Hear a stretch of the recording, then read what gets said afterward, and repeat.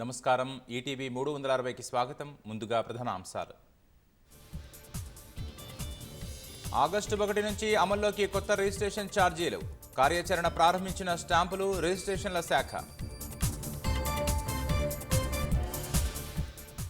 ORR యూనిట్గా విపత్తు నిర్వహణ పటిష్టం చేయాలన్న సీఎం.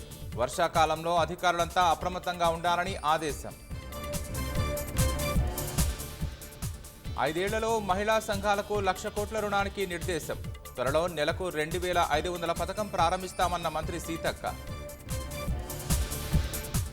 కాళేశ్వరంపై వచ్చే నెల నుంచి జస్టిస్ ఘోష్ తదుపరి విచారణ. ఆర్థికపరమైన అంశాలపై దృష్టి సారించనున్న కమిషన్. గొర్రెల కుంభకోణంలో బినామీ లావాదేవీలపై ఈడీ దృష్టి. అంతిమ లబ్ధిదారులను గుర్తించే పనిలో సాగుతున్న వేట.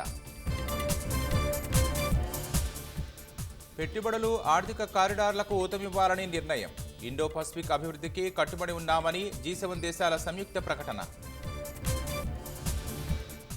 హమాస్పై యుద్ధంలో ఇజ్రాయెల్కు ఎదురు దెబ్బ.